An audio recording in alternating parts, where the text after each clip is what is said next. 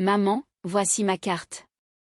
Achète tout ce que tu veux, il y a 50 000 € dessus, a dit mon mari, en donnant ma carte salaire à ma belle-mère, totalement à mon insu. Elle s'est précipitée chez le concessionnaire, pour s'acheter une voiture. Mais, lorsque le vendeur a pris la carte pour le paiement, il a soudainement froncé les sourcils, et a dit, « Mais, c'est... » Avant de commencer, je vous invite à aimer cette vidéo, et à vous abonner à la chaîne. Merci beaucoup, et bonne écoute. Véronique Martel se tenait près de la fenêtre panoramique de la salle de réunion, et regardait le parking, situé devant la concession automobile. Un ciel gris surplombait la ville, et une fine pluie tombait sans discontinuer. Sur l'esplanade, juste devant l'entrée, les carrosseries polies des voitures neuves brillaient, sous leurs bâches de protection. Derrière elle, Arthur Collin, un commercial, était assis. Il jouait nerveusement avec son stylo, et n'osait pas lever les yeux de la table. À côté de lui, Isabelle, la responsable logistique, feuilletait des documents en silence. L'atmosphère était particulièrement tendue. Véronique s'est tournée vers Arthur. « Expliquez-moi encore une fois, comment se fait-il que le client ait attendu sa voiture 3 semaines, alors que le contrat stipulait un délai de 10 jours ?» Arthur a dégluti difficilement. « Madame Martel, il y a eu un retard à la douane. » « Le retard à la douane a duré 5 jours, Arthur. Et pour les 8 autres jours ?» Un silence pesant s'est installé. Arthur a regardé Isabelle, mais celle-ci étudiait ses papiers, avec une attention exagérée. « Je n'ai pas vérifié la date exacte de réception, auprès du service logistique, a-t-il avoué, d'une voix faible. « Donc, vous avez signé un contrat, sans même vérifier la disponibilité du véhicule en stock ? Je pensais que nous aurions le temps. » Véronique a fermé les yeux, et a pris une profonde inspiration. Elle avait appris à garder son calme avec les années, mais une telle irresponsabilité la mettait hors d'elle. Le client a annulé la vente, et il a exigé une compensation. Nous avons perdu près de 5 000 € de bénéfices nets. 5 000 €, Arthur. Je vais me rattraper, je vous le jure, cela ne se reproduira plus jamais. Véronique a secoué la tête, visiblement fatiguée. Vous avez dit exactement la même chose, il y a 2 mois, après l'histoire avec Monsieur Blanc. Vous vous en souvenez ? Je vous avais prévenu à l'époque, il n'y aura pas de seconde chance. Arthur a soudainement pâli. Madame Martel, j'ai un crédit sur le dos, mon enfant est encore en bas âge. Ce n'est pas mon problème. Vous avez pénalisé l'entreprise. Apportez-moi votre lettre de démission d'ici la fin de la journée, sinon je vous licencie pour faute grave, et avec une telle mention sur votre dossier, vous ne retrouverez du travail nulle part. Arthur s'est levé brusquement de sa chaise. Mais, c'est complètement injuste. C'est juste, a répondu Véronique, en le regardant d'un ton glacial. Ce qui serait juste, ce serait de vous retenir le montant des pertes sur votre salaire, mais je fais un geste, et je vous donne l'opportunité de partir dignement. Saisissez-la. Elle s'est retournée vers la fenêtre, pour bien lui faire comprendre que la conversation était terminée. Arthur est resté figé quelques secondes, puis il est sorti, en claquant violemment la porte. Isabelle a levé les yeux de ses documents. C'était rude. C'était professionnel, a corrigé Véronique. Je ne dirige pas une association caritative. Nous gérons un commerce, et il n'y a aucune place pour l'irresponsabilité. Il est vraiment compétent d'habitude, c'est juste que parfois. Parfois, Isabelle, c'est déjà sa 3e erreur en 6 mois. Combien de temps doit-on encore supporter ça ? Isabelle a haussé les épaules, et n'a pas insisté. Elle travaillait avec Véronique depuis 4 ans, et elle savait parfaitement une chose, quand Véronique prenait une décision, il était impossible de la faire changer d'avis. Véronique est retournée à son bureau, s'est assise, et a ouvert son agenda. Très bien, qui allons-nous prendre pour le remplacer ? J'ai un candidat en tête, Denis Robert. Il a 1 an d'expérience, et ses recommandations sont excellentes. J'ai appelé son ancien directeur. On m'a assuré que c'est un garçon très sérieux. Fixez un entretien pour demain, je m'en chargerai personnellement. Entendu. Isabelle s'est levée, a rassemblé ses papiers, et s'est dirigée vers la sortie. Sur le pas de la porte, elle s'est retournée. Madame Martel, qu'en est-il de la soirée de fin d'année?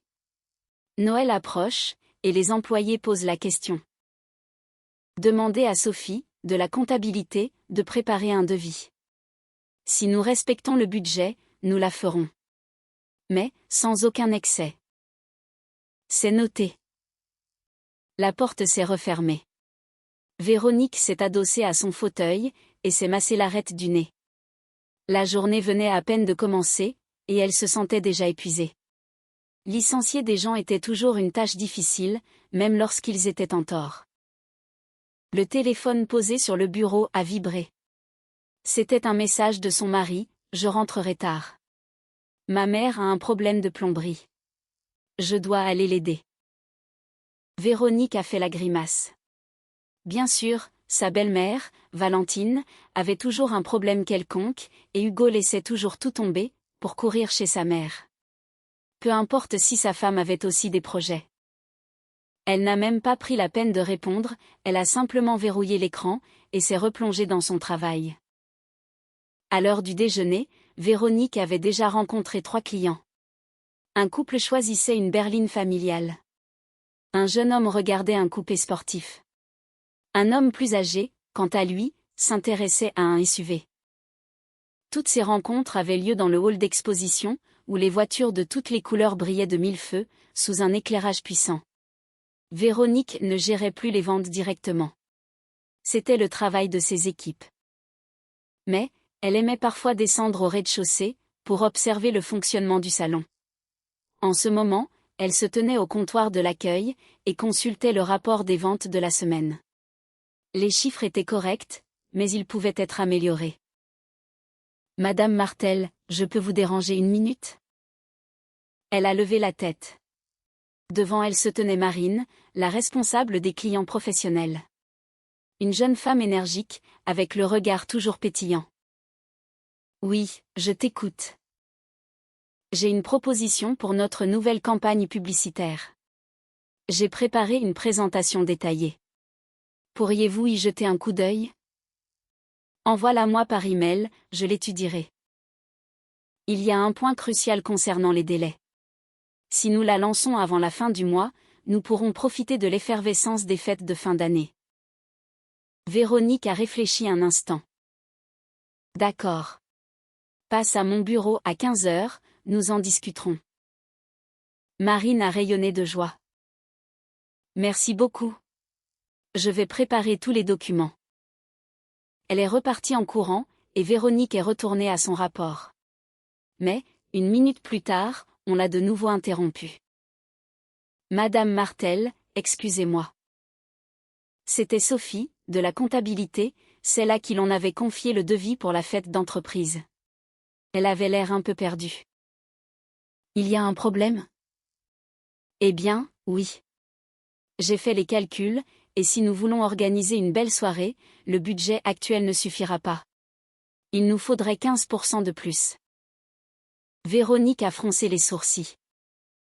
Combien de plus exactement? Environ 3 000 €. 3 000 €? Sophie, nous avons 100 employés dans l'équipe. Vous voulez dépenser une fortune pour une simple fête? Mais, il n'y a pas que le repas. Il faut compter les cadeaux pour le personnel, les prix, les animations. Réduisez les animations. Nous nous contenterons d'un DJ et de musique, pas besoin de magiciens ou d'autres numéros de cirque. Sophie a eu l'air déçue. Mais, l'année dernière, c'était tellement amusant. L'année dernière, nos bénéfices étaient supérieurs de 20%. Cette année, la situation économique est différente.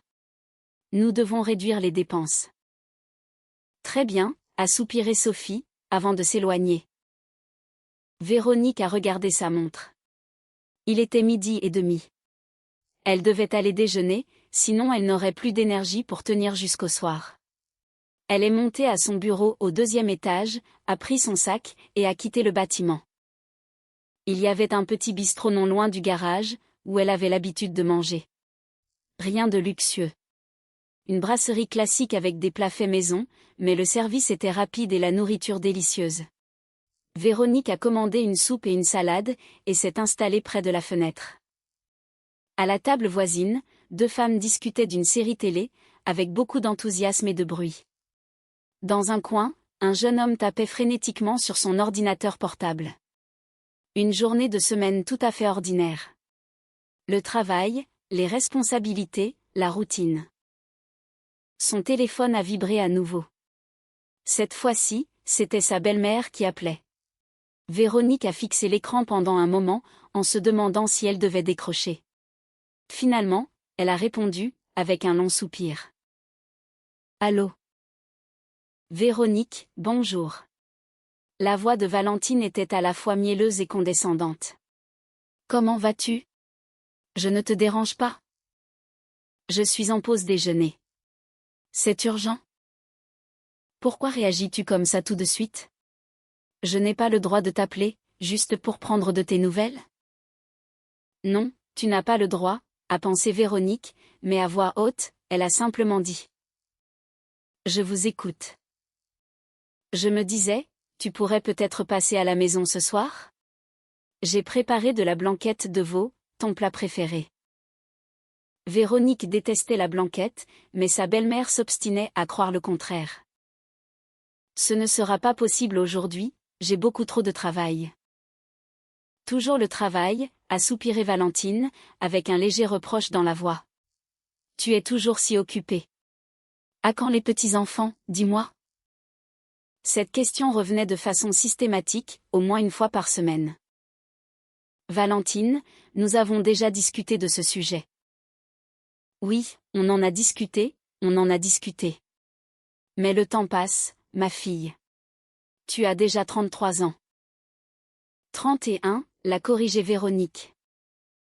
Raison de plus, il est temps, sinon il sera trop tard après. Véronique a senti la moutarde lui monter au nez. C'est une affaire qui ne regarde qu'Hugo et moi. Nous seuls. Comment ça, vous seuls? Je suis sa mère. J'ai le droit de savoir quand j'aurai des petits-enfants. Non, vous n'en avez pas le droit. Un silence lourd est tombé. Valentine ne s'attendait visiblement pas à une réponse aussi tranchante. Comment oses-tu me parler sur ce ton? Ce n'est pas comme ça que je t'ai élevé. Vous ne m'avez pas élevé du tout, l'a interrompu Véronique. Vous êtes ma belle-mère, pas ma mère. Et vous n'avez absolument aucun droit de vous immiscer dans ma vie privée. Eh bien, ça alors. Hugo saura comment tu me traites. Qu'il le sache. Au revoir. Véronique a raccroché brutalement, et a mordu dans un morceau de pain. Ses mains tremblaient légèrement, à cause de la tension. Elle ne comprenait vraiment pas, comment elle avait pu accepter d'épouser Hugo. Il y a 7 ans, il lui paraissait si doux, attentionné et prévenant, mais il s'est avéré, que tout cela n'était qu'une simple façade. Le vrai Hugo, c'était un fils à maman, totalement incapable de prendre une décision, sans l'approbation de sa précieuse mère. Véronique a terminé son repas, et est retournée au bureau. Sa réunion avec Marine a été très productive. L'idée de la campagne publicitaire était excellente, même si elle nécessitait quelques ajustements. Véronique a donné son accord pour le lancement, à condition de ne pas dépasser le budget défini. Après le travail, elle ne s'est pas pressée de rentrer. Elle s'est arrêtée au supermarché pour faire quelques courses, puis a flâné devant la vitrine d'une librairie, pour choisir sa lecture du week-end. Elle est rentrée chez elle vers 20h. Hugo était déjà là, affalé sur le canapé avec son ordinateur sur les genoux, en train de regarder une vidéo. Salut, a marmonné Véronique, en enlevant ses chaussures. Salut. Il n'a même pas levé les yeux de son écran. Elle s'est dirigée vers la cuisine, et a posé ses sacs de courses sur la table.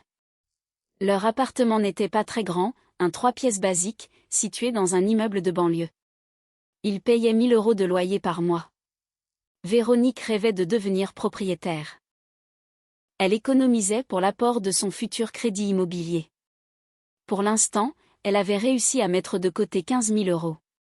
Encore un peu d'effort, et elle pourrait commencer les visites. Elle a commencé à ranger les courses. Hugo est apparu dans la cuisine une dizaine de minutes plus tard. « Qu'est-ce qu'on mange ?» a-t-il demandé, en jetant un œil dans le réfrigérateur. « Je vais faire des pâtes aux saucisses. »« Encore des pâtes ?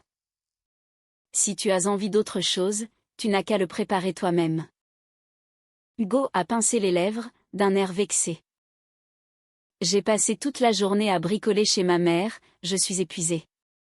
Je pensais que tu allais préparer un vrai repas. » Véronique s'est tournée vers lui. « J'ai aussi travaillé toute la journée, et je suis aussi épuisée que toi. Donc, ce soir, ce sera un dîner rapide et simple. Si ça ne te plaît pas, la cuisine est à toi, fais-toi à manger. Tu es toujours tellement agressive. » Je ne suis pas agressive. Je refuse simplement de porter toute la charge mentale de la maison, pendant que tu restes collé à ton écran. Je ne suis pas collé à l'écran, je travaille. Hugo était administrateur réseau dans une petite entreprise. Son salaire était moyen, mais son poste lui permettait souvent de faire du télétravail. Tu travailles ? Véronique l'a regardé, avec un scepticisme évident. J'ai très bien vu ce que tu regardais. C'était une vidéo sur la pêche. J'ai besoin de décompresser. Alors, ne me mens pas en disant que tu travailles. Hugo a voulu répliquer, mais à cet instant précis, son téléphone a sonné. Il a regardé l'écran, et a décroché immédiatement. Oui, maman. Non, tout va bien. Oui, elle est rentrée. D'accord, je lui dirai. Il a raccroché, et a fixé Véronique. Ma mère m'a demandé de te dire que tu as été extrêmement désagréable avec elle aujourd'hui. Et alors ? Tu pourrais peut-être t'excuser ? Véronique a éclaté de rire, un rire bref et sans aucune joie. M'excuser pourquoi, au juste ? Pour lui avoir demandé de ne pas se mêler de ma vie intime ? Elle s'inquiète pour nous. Elle cherche à nous contrôler. Ce sont deux choses bien différentes. Tu exagères toujours tout. Je n'exagère rien. Ta mère t'appelle 10 fois par jour, elle fouine dans nos affaires, elle nous dicte notre façon de vivre. Ce n'est absolument pas normal, Hugo. Hugo est resté silencieux un instant, puis a repris, d'une voix plus basse. Elle se sent seule. Papa est mort il y a 5 ans. Elle manque d'attention. Elle a des amis, elle a une sœur. Qu'elle passe du temps avec elle, et qu'elle nous laisse tranquilles avec nos affaires. Tu es vraiment cruel. Non, je refuse juste de me laisser manipuler. Véronique s'est retournée, et a commencé à préparer le repas. Hugo est resté planté là encore quelques secondes, puis il est retourné dans le salon. Le dîner s'est déroulé dans un silence pesant. Ils ont mangé, chacun absorbé par l'écran de son propre téléphone. Ensuite, Véronique a fait la vaisselle, a pris une douche, et s'est couchée. Hugo est resté éveillé tard, devant son ordinateur. En s'endormant, Véronique s'est dit qu'elle ne pouvait plus continuer à vivre ainsi. Leur mariage n'était plus qu'une simple formalité. Ils n'avaient plus de vraies conversations, ils ne passaient plus de temps ensemble. Même leur vie intime était au point mort, depuis 3 mois. Mais l'idée du divorce lui semblait tellement compliquée, et source de tant de tracas. Ils n'avaient rien à partager. L'appartement était en location, et la voiture était à son nom à elle. Malgré tout, cela signifierait des disputes, des démarches administratives, et les larmes théâtrales de sa belle-mère. Peut-être devrais-je essayer de lui parler une dernière fois ? M'expliquer avec lui demain, a-t-elle décidé, en fermant les yeux. Le lendemain a commencé avec une très mauvaise surprise. En arrivant au bureau, Véronique a découvert qu'il y avait eu une panne majeure dans le système informatique. Une partie de la base de données clients avait été perdue. Le technicien informatique, un jeune homme nommé Thomas, courait entre la salle des serveurs et les bureaux, tentant désespérément de récupérer les informations. Madame Martel, je ne comprends vraiment pas ce qui a pu se passer. Il était pâle, et visiblement très agité. Hier soir, tout fonctionnait parfaitement, et ce matin, la moitié des dossiers ont disparu. Est-ce que nous avons des sauvegardes? Oui, mais la dernière date d'avant-hier. Ce qui veut dire que nous avons perdu toutes les données de la journée d'hier. Véronique a serré les mâchoires. Combien de temps vous faut-il pour tout restaurer? 2 ou 3 heures, peut-être un peu plus. Faites au plus vite, et à l'avenir, vérifiez le système chaque soir avant de partir. Thomas a hoché la tête, et s'est empressé de repartir. Isabelle est entrée dans le bureau, avec 2 cafés. J'ai entendu parler pour la base de données. Quel cauchemar! Oh oui, la journée commence à merveille, a soupiré Véronique, en se frottant le visage de fatigue. J'ai quand même une bonne nouvelle. Le candidat que nous avons vu, Denis, accepte de prendre le poste d'Arthur, dès la semaine prochaine. C'est déjà ça. Et la banque a appelé pour notre demande de ligne de crédit.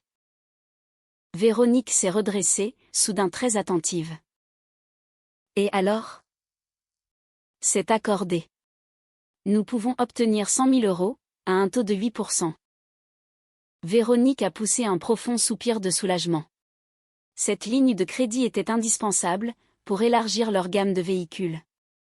Ils prévoyaient d'acheter un lot de voitures premium, pour lesquelles la demande était constante. Parfait.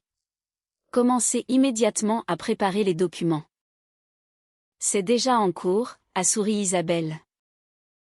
La journée s'est peu à peu améliorée. Vers midi, Thomas avait réussi à restaurer la majeure partie de la base de données.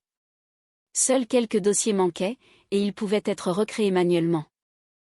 Véronique a fait passer un nouvel entretien, cette fois pour un poste de mécanicien au centre d'entretien. Le candidat était expérimenté, disposait de solides références, et s'exprimait avec clarté. Elle l'a embauché pour une période d'essai. En fin d'après-midi, Marine est venue la voir, avec sa présentation publicitaire corrigée. J'ai tout modifié, comme vous me l'aviez demandé. Elle a posé les documents imprimés sur le bureau. J'ai réduit le budget de 10%, mais l'impact restera exactement le même. Véronique a parcouru les pages avec attention. Marine avait effectivement fait de l'excellent travail. La campagne semblait solide, et très prometteuse. C'est validé. Vous pouvez lancer le projet. Marine a rayonné. Merci. Je ne vous décevrai pas. Elle a quitté le bureau en trombe, et Véronique s'est de nouveau adossée à son siège. La journée de travail touchait à sa fin. Il ne lui restait plus qu'à vérifier quelques documents de routine, à signer 2 contrats, et elle pourrait rentrer chez elle. Pourtant, elle n'avait aucune envie de rentrer. Là-bas, seul le silence l'attendait, des relations tendues, et une froideur glaciale. Véronique a regardé par la fenêtre, pensive. La nuit tombait tôt en cette saison. À 18 heures, il faisait déjà sombre. Les lampadaires du parking éclairaient les carrosseries, encore humides à cause de la pluie. Peut-être devrais-je rester un peu plus tard au bureau, et terminer ces dossiers que je repousse sans cesse? Elle a ouvert un rapport financier, et s'est plongée dans les chiffres. Le temps a filé sans qu'elle s'en aperçoive. Lorsqu'elle a enfin regardé l'horloge, il était déjà 21 heures. Son téléphone affichait 3 appels manqués d'Hugo, et un SMS. T'es où? Tu rentres quand? Véronique a tapé une réponse expéditive, bientôt, et a repris son travail. Elle n'est rentrée à l'appartement qu'à 22h30. Hugo l'a accueillie avec un visage fermé. Tu étais passé où? Au travail. Jusqu'à cette heure-ci? Il y a un problème là-bas ou quoi? Ma mère a appelé, elle voulait qu'on passe la voir. Tu n'avais qu'à y aller tout seul. Elle voulait que tu sois là, toi aussi. Véronique a jeté ses chaussures dans le coin, et a marché vers le salon. Je suis fatiguée. Je n'ai envie d'aller nulle part. Tu es toujours fatiguée, a explosé Hugo, en haussant le ton. J'en ai marre de devoir toujours te trouver des excuses auprès de ma mère. Véronique s'est arrêtée net, et s'est retournée lentement. Répète un peu. Tu m'as très bien entendu. Tu as toujours ton travail, tes affaires, tu n'as jamais le temps. Et la famille, Alors? Et ma mère? Ta mère, c'est ta mère, pas la mienne. Et si tu es incapable de passer une seule soirée sans aller la voir, c'est ton problème, pas le mien. Elle s'inquiète pour nous. Qu'elle s'inquiète. Je m'en contrefiche. Hugo est devenu rouge de colère. Comment peux-tu dire une chose pareille? C'est très simple, Hugo. J'ouvre la bouche, et je dis ceci, ta mère est une adulte, qu'elle s'occupe de sa propre vie, et qu'elle arrête de fouiner dans la nôtre. Ce n'est pas notre vie, c'était à vie. Tu ne penses jamais à moi. Véronique a laissé échapper un rire moqueur. Je ne pense pas à toi? Vraiment? Qui paie le loyer de cet appartement? Qui fait les courses tous les jours? Qui paie les factures d'électricité? Je paie aussi. Tu paies un tiers, Hugo. Le reste, c'est moi qui le finance, parce que ton salaire disparaît je ne sais où. Je dois aider ma mère. Voilà, exactement. Ta mère passe avant ta propre femme. Et c'est là, le véritable problème de notre mariage. Hugo a cherché une réplique, mais les mots lui ont manqué. Il a tourné les talons, et s'est enfermé dans la chambre en claquant la porte. Véronique est restée seule au milieu de la pièce, bouillonnant de rage. Elle n'en pouvait plus de ces disputes incessantes, de cette pression constante, et du fait que personne ne tenait jamais compte de son avis. Elle a sorti son téléphone, et a ouvert l'application de ses notes. Il y avait une liste de tâches pour le mois à venir. Elle a ajouté une nouvelle ligne, prendre rendez-vous avec un avocat. Il était sans doute temps de mettre fin à toute cette mascarade. Le week-end s'est écoulé dans un silence glacial. Hugo a passé presque tout son temps chez sa mère. Véronique s'est occupée des tâches ménagères, a lu, et a regardé des séries. Le dimanche soir, ils étaient assis dans la cuisine à boire du thé, chacun rivé sur son téléphone, sans échanger le moindre mot. Soudain, Hugo a rompu le silence. Ma mère a besoin d'argent. Véronique a levé les yeux. Pourquoi faire? Son réfrigérateur est en panne. Il faut en acheter un nouveau. Combien ça coûte? Environ 1000 €. Véronique a bu une gorgée de thé. Eh bien, qu'elle l'achète. Elle n'a pas cet argent, Véronique. Alors, qu'elle prenne un modèle plus simple. Pour 300 €, on peut trouver un réfrigérateur tout à fait correct. Hugo a froncé les sourcils. Elle en veut un de bonne qualité, avec un grand congélateur, et de bonnes options. Des options, a ricané Véronique. Elle vit seule, un frigo de 200 litres lui suffira amplement. Pourquoi aurait-elle besoin d'une machine à 1000 €? Elle est habituée aux belles choses. Hugo, je ne suis pas une banque. Si ta mère veut de belles choses, qu'elle se les paie elle-même. C'est une retraitée. Sa pension n'est que de 1200 €. Et tu l'aides financièrement, en plus. Elle a très bien pu mettre de l'argent de côté. Hugo a rougi de colère. Tu es vraiment radine. Véronique a posé sa tasse sur la table, avec fracas. Répète. Tu as très bien entendu. Tu gagnes bien ta vie, mais tu refuses de donner un centime pour ma mère. Je gagne bien ma vie, parce que je travaille 12 heures par jour, Hugo. Cet argent, c'est le mien. Et je suis la seule à décider comment je le dépense. Nous formons une famille, nous devons nous entraider. Je ne dois absolument rien à ta mère. Tu veux l'aider? Fais-le toi-même. C'est ton salaire, c'est ta décision. Je n'ai pas cette somme. Forcément, puisque tu lui donnes déjà tout ton argent. Hugo s'est levé d'un bond. Ça suffit. J'en ai assez de ton égoïsme. Et moi, j'en ai assez de ton infantilisme.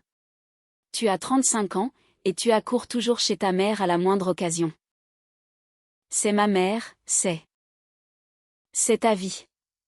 Mais tu l'as consacrée à elle, pas à moi, et pas à notre couple. C'est ton choix. Véronique a quitté la table, et est partie dans le salon. Hugo est resté seul dans la cuisine.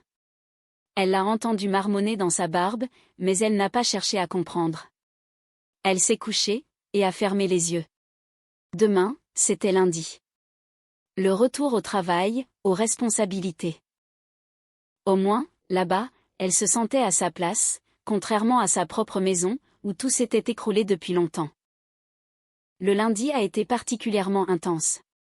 Dès le matin, un client important est arrivé, avec l'intention d'acheter 5 véhicules pour sa flotte d'entreprise. Véronique a géré les négociations en personne. L'affaire était juteuse, mais le client s'est montré dur en affaires. Vers midi, ils ont finalement trouvé un accord sur le prix. Le contrat a été signé dans la salle de réunion. Le client est reparti ravi, et Véronique a regagné son bureau, avec le sentiment du devoir accompli. Isabelle est passée la féliciter. Superbe travail, Véronique. 5 voitures d'un coup, c'est un beau coup de filet. Oui, c'est pas mal, a admis Véronique. Mais je suis épuisée. Négocier pendant 2 heures, c'est une véritable épreuve sportive.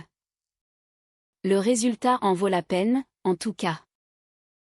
Véronique a acquiescé, et a jeté un œil à l'écran de son ordinateur. Elle avait reçu un nouvel email de la direction générale. Elle l'a ouvert, et a parcouru le texte. Isabelle, regarde ce que je viens de recevoir. Une notification de prime, pour avoir dépassé les objectifs annuels. Isabelle s'est penchée par-dessus son épaule. Ouah, c'est une somme énorme. Près de 30 000 euros. Félicitations. Véronique a souri.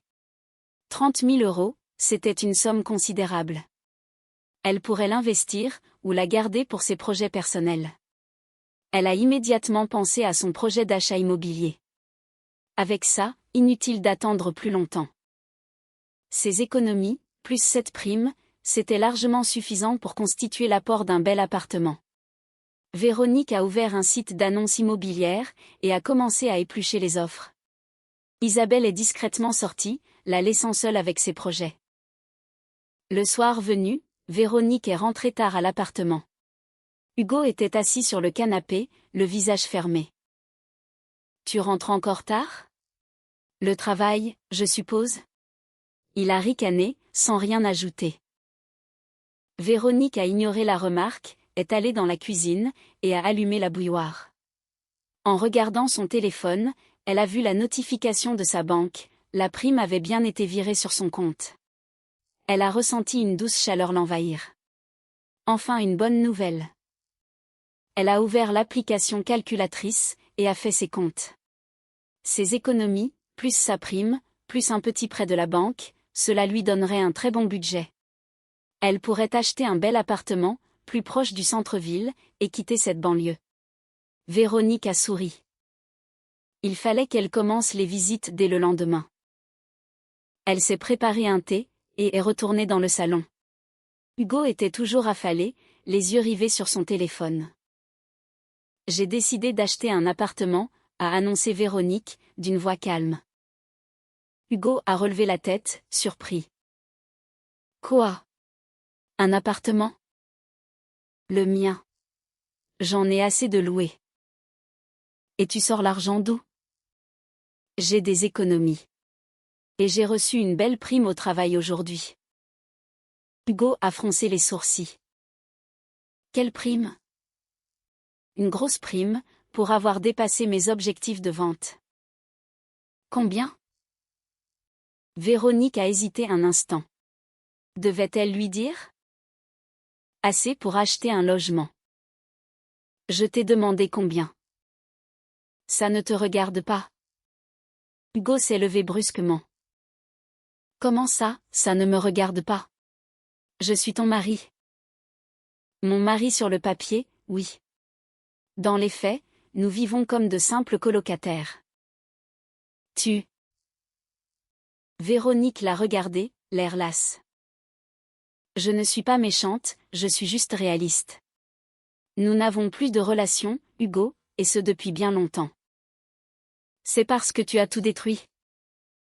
Moi? » ? » ? « « » » « « » » » « « » » » « « » » » « « » » « « » « » « » « » « » « » « » « » « » « » « » « » « » « » « » « » « » « » « » « » « » « » « » « » « » « » « » « » « » « » « » « » « » « » « » « » « » « » « » « » « » « » « » « » « » « » « » « » « » « » « » « » « » « » « » « » « » « » « » « » « » « » « » « » « » « » « » « » « » « » « » « » « » « » « » « » « » « » « » « » « » « » « » « » « » « » « » « » « » « » « » « » « » « » « » « » « » « » « » « » « » « » « » « » Qui de nous deux court chez sa mère tous les jours? Qui lui donne la moitié de son salaire? Qui délaisse sa femme, pour satisfaire les caprices de sa mère? Hugo est resté muet, la mâchoire crispée. C'est bien ce que je pensais, a ajouté Véronique, en terminant son thé, et en posant la tasse sur la table. Alors, ne me fais pas porter le chapeau. Elle est allée dans la chambre, et a fermé la porte. Hugo est resté dans le salon. Elle l'a entendu faire les 100 pas, en marmonnant des choses incompréhensibles. Puis, la porte d'entrée a claqué. Il était parti. Chez sa mère, très probablement, pour se plaindre. Véronique s'est allongée sur le lit, et a fermé les yeux.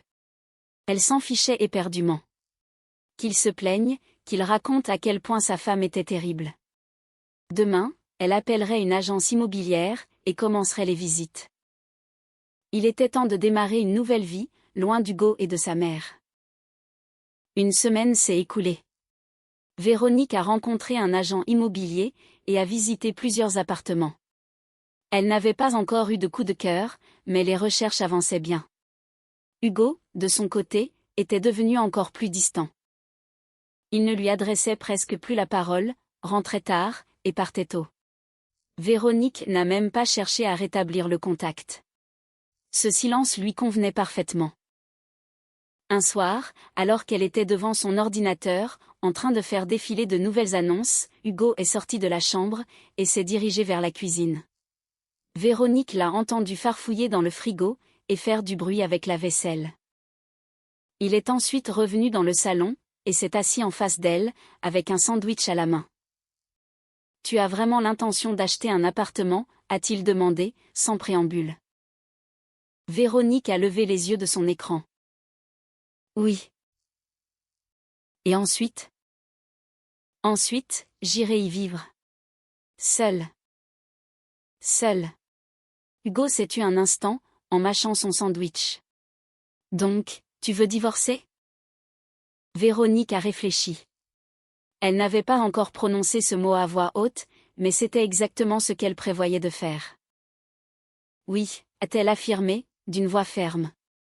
Je le veux. Hugo a hoché la tête. Curieusement, il n'avait l'air ni surpris, ni triste. Je vois. Ils sont restés silencieux. Véronique s'est replongée dans ses annonces. Hugo a terminé son sandwich, et s'est levé. Maman va s'y opposer, a-t-il lâché, avant de tourner les talons. Je me fiche éperdument de ce que pense ta mère. Il est parti, et Véronique est restée seule à table. Elle ressentait un étrange sentiment de soulagement. Tout était enfin dit.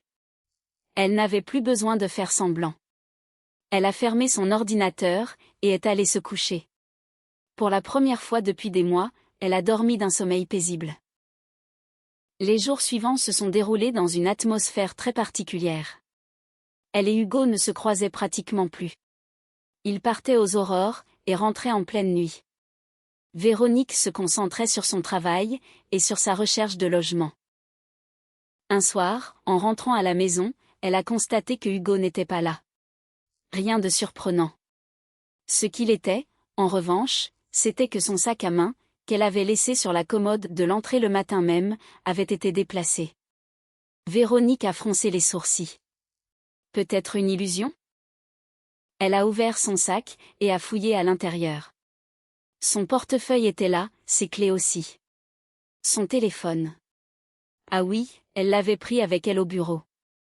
Elle a ouvert son portefeuille, et a inspecté les compartiments. Les billets étaient là. Les cartes. Elle s'est figée. Sa carte bancaire principale, celle où son salaire était viré, avait disparu. Véronique a vidé tout le contenu de son portefeuille sur la table, et a vérifié chaque carte une par une. La carte salaire n'y était pas. Son cœur s'est mis à battre plus fort. Où était-elle? Elle était certaine de l'avoir vue dans son portefeuille le matin même. Était-elle tombée? Elle a fouillé son sac de fond en comble, a regardé sous la commode, a vérifié les poches de sa veste. Rien. La carte s'était volatilisée. Elle a attrapé son téléphone, et a ouvert l'application de sa banque. Elle a vérifié les dernières opérations. Aucun retrait, aucun paiement. La carte n'avait pas encore été utilisée. Mais, où était-elle passée? Soudain, une clé a tourné dans la serrure. Hugo est entré. Il avait l'air particulièrement tendu. « Salut », a-t-il grommelé, en retirant ses chaussures. Véronique l'a fixé avec insistance. « Hugo, tu n'aurais pas vu ma carte bancaire ?» Il a tressailli, de façon presque imperceptible, mais Véronique l'a très bien remarqué. « Non, pourquoi ? Elle a disparu de mon portefeuille. Tu as dû la perdre quelque part. Je ne l'ai pas perdue. Elle y était encore ce matin. Hugo a haussé les épaules. Je ne sais pas, elle a dû tomber. Véronique s'est levée lentement, et s'est approchée de lui. Hugo, c'est toi qui as pris ma carte? Pourquoi tu dis ça? Réponds-moi, est-ce que c'est toi? Non. Ils se sont regardés droit dans les yeux. Véronique voyait très bien qu'il mentait. C'était écrit sur son visage. Si tu l'as prise, rends-la-moi immédiatement, a-t-elle ordonné, d'un ton glacial. Je ne l'ai pas prise. Hugo, arrête de jouer à ça. Je t'ai dit que je ne l'ai pas prise. Il a tourné les talons, et s'est enfermé dans la chambre en claquant la porte. Véronique est restée pétrifiée dans l'entrée. Son sang s'est glacé dans ses veines. Il avait volé sa carte, elle en était absolument convaincue. Mais, pourquoi faire? Qu'avait-il l'intention de faire avec cet argent? Véronique a repris son téléphone, et a bloqué la carte via l'application, en un clic. Qu'il essaie de s'en servir, pour voir. Puis, elle s'est assise sur le canapé, abasourdie. Hugo l'avait volée. Son propre mari venait de lui voler son argent. Ils avaient touché le fond. Le fond absolu. Elle a ouvert ses contacts, et a cherché le numéro de l'avocat qu'elle avait consulté un an auparavant, pour une autre affaire. Elle lui a envoyé un message, « Bonjour, j'ai besoin d'une consultation pour une procédure de divorce. Auriez-vous des disponibilités cette semaine ?» La réponse est tombée 5 minutes plus tard, « Oui. Venez jeudi à 17h. » Véronique a soufflé. Tout était décidé. Le divorce était lancé. Le jeudi est vite arrivé. Véronique a quitté le travail un peu plus tôt, et s'est rendue au cabinet de l'avocat. Le bureau se trouvait en plein centre-ville, dans un bel immeuble ancien avec de hauts plafonds. L'avocat était un homme d'une 50aine d'années, aux cheveux grisonnants, avec un regard très attentif. Il a écouté l'histoire de Véronique, et lui a posé quelques questions pour clarifier la situation. Tout est clair, a-t-il conclu. C'est une procédure très standard. Nous déposons la requête au tribunal, vous attendez un mois, et nous passons devant le juge.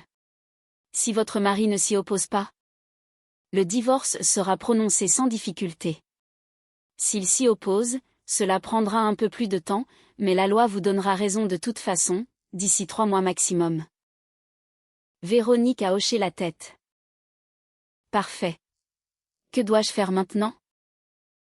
L'avocat lui a tendu une liste de documents. Rassemblez tout ça, et je me chargerai de rédiger la requête. Véronique a pris la feuille, et s'est levée. Merci, maître.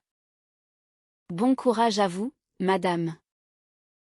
Elle est sortie du cabinet, avec un profond sentiment de libération.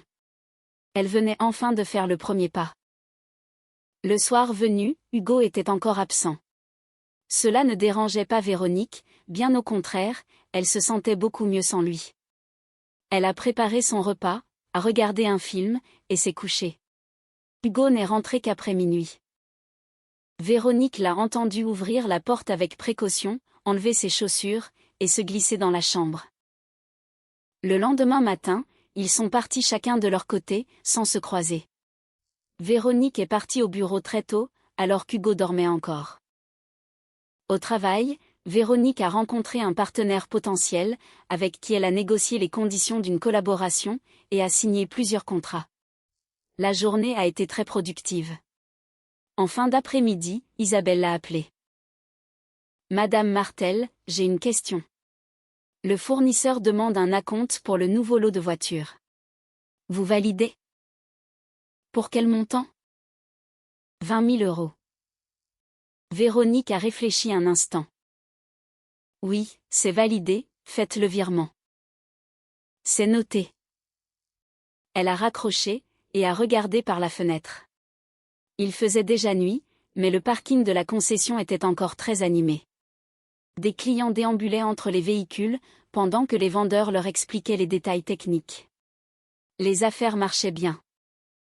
La concession était florissante, et c'était bien la seule chose positive dans sa vie, en ce moment. Véronique a rassemblé ses affaires, et a pris le chemin du retour. En route, elle s'est arrêtée faire quelques courses. Il n'y avait toujours personne à l'appartement. Elle venait de commencer à préparer le dîner, quand son téléphone a sonné. C'était Valentine, sa belle-mère.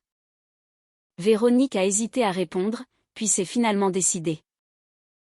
Oui. Véronique, c'est moi. La voix de sa belle-mère était inhabituellement joyeuse. Comment ça va? Ça va. Dis-moi, tu as beaucoup d'argent sur ton compte, en ce moment? Véronique s'est figée, l'alerte rouge clignotant dans sa tête. Pourquoi cette question? Oh, simple curiosité. Hugo m'a dit que tu avais touché une grosse prime. Hugo avait donc tout raconté à sa mère. Évidemment. Valentine, cela ne vous regarde absolument pas. Oh, pourquoi tu le prends comme ça? Je ne te demande pas de m'en donner. Alors, pourquoi me posez-vous la question? Comme ça, pour savoir. Bref, je ne te dérange pas plus longtemps. À bientôt. Elle a raccroché. Véronique est restée plantée au milieu de la cuisine, le téléphone à la main. Il y avait anguille sous roche. Valentine n'appelait jamais sans avoir une idée derrière la tête. Véronique est retournée à ses fourneaux, mais ses pensées tournaient à 100 à l'heure. Sa belle-mère préparait un mauvais coup, et Hugo était dans la confidence. Elle a ouvert l'application de sa banque. Sa carte était toujours bien bloquée, et aucun mouvement n'avait été enregistré. Pourtant, son angoisse refusait de disparaître. Véronique a fini de cuisiner, et a dîné seule. Hugo n'est pas rentré. Elle a fait la vaisselle, et est allée se coucher. En s'endormant, elle a pensé aux documents qu'elle devait apporter à l'avocat le lendemain, pour lancer officiellement la procédure. Il était temps de fermer ce chapitre de sa vie. Sa toute dernière pensée, avant de sombrer dans le sommeil, fut pour Hugo et sa mère, qui devaient sûrement être en train de comploter quelque part dans la ville, avec son argent en ligne de mire. Mais la carte était bloquée, il ne pourrait rien faire. Du moins, c'est ce qu'elle croyait. Le lendemain matin, un appel urgent l'a tirée du lit. Véronique était encore à moitié endormie, quand la sonnerie a retenti, stridente. L'écran affichait le nom de Thomas, l'informaticien. Allô? Véronique s'est redressée sur un coude, et a jeté un œil au réveil. Il était 7 heures du matin. Madame Martel, excusez-moi de vous appeler si tôt. La voix de Thomas était tremblante. Nous avons un gros problème. Lequel? Cette nuit, quelqu'un a tenté de pirater notre système. Le pare-feu m'a envoyé une alerte. Quelqu'un essayait d'accéder à nos documents financiers. Véronique s'est assise brusquement. Ils ont réussi? Non, la protection a tenu le coup, mais les tentatives ont été très agressives, et répétées. Vous savez d'où ça venait? Impossible de tracer l'adresse IP, ils utilisaient un VPN très puissant. Mais l'attaque a duré près de 3 heures. Véronique s'est levée d'un bond, et a commencé à s'habiller, tout en coinçant son téléphone contre son épaule. D'accord, j'arrive dans 1 heure. Renforcer la sécurité au maximum, et vérifier l'intégrité de tous les fichiers. C'est en cours. Elle a raccroché, et s'est préparée en un éclair. Hugo dormait profondément dans la chambre, et elle n'a même pas pris la peine de le réveiller. Elle a avalé un café noir, et a filé au bureau. Pendant le trajet, elle s'est demandé qui avait bien pu orchestrer cette attaque. Des concurrents? Des hackers professionnels? Ou bien, un ancien employé mécontent? Thomas l'attendait déjà dans son bureau, entouré de plusieurs écrans, tapant à toute vitesse sur son clavier. Alors, quel est le bilan? A demandé Véronique en entrant. Le système est intact, rien n'a été volé ni corrompu. Mais la menace était sérieuse. Le pirate cherchait spécifiquement des accès liés à la comptabilité. Quel dossier exactement? Les fiches de paie, les factures en attente, et les relevés bancaires de l'entreprise. Véronique a froncé les sourcils. C'était très étrange. En général, les pirates ciblent les bases de données clients, pour les revendre. Mais là, l'objectif était purement financier. Vous êtes vraiment sûr de ne pas pouvoir remonter jusqu'à la source? J'essaie, mais c'est très compliqué. C'est un VPN professionnel, le signal rebondit partout. Véronique est restée pensive. Il y avait quelque chose de louche là-dedans. Elle est retournée dans son bureau, et a examiné ses propres dossiers. Tout était en ordre. Aucune trace d'intrusion visible. Pourtant, l'inquiétude ne la quittait pas. À l'heure du déjeuner, Thomas est venu lui confirmer que les protections avaient été renforcées, et qu'il avait mis en place un système d'alerte en temps réel. Si une nouvelle tentative avait lieu, il pourrait l'isoler beaucoup plus vite. Véronique l'a remercié, et a repris le cours de sa journée. Les réunions, les appels, les dossiers à traiter. La journée est passée à une vitesse folle. Le soir, elle est encore restée tard au travail. L'idée de retrouver l'atmosphère glaciale de son appartement la rebutait. Vers 21h, son téléphone a sonné. C'était Hugo. « T'es où » a-t-il lancé, d'un ton agacé. « Au bureau, encore. »« Mais, tu habites là-bas ou quoi ?»« Presque. »« Tu rentres à quelle heure ?»« Je ne sais pas. »« Pourquoi, tu as besoin de quelque chose ?» Un silence gêné. « Non, je demande, c'est tout. » Hugo, si tu as quelque chose à me dire, sois direct. Je n'ai rien à te dire.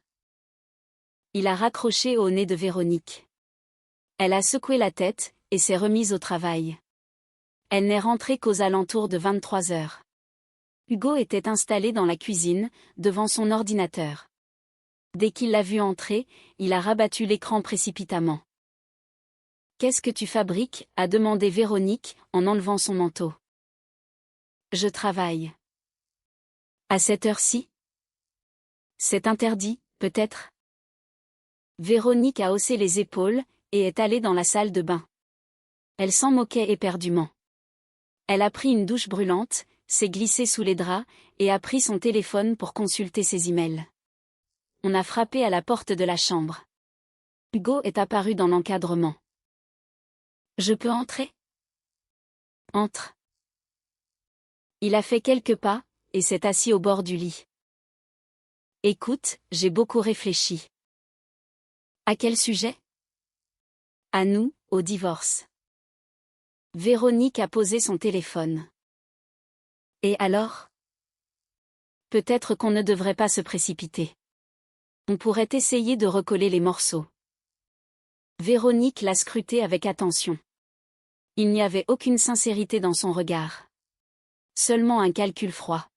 « Hugo, est-ce que tu veux vraiment sauver notre mariage, ou est-ce que tu as besoin de quelque chose de moi ? Pourquoi tu crois toujours que j'ai besoin de quelque chose ? Parce que je te connais par cœur. Tu ne fais jamais rien de façon désintéressée. » Hugo a froncé les sourcils. « Tu as vraiment une mauvaise image de moi. Je juge d'après ce que je vois, c'est tout. » Il s'est levé brusquement. « Tu sais quoi ?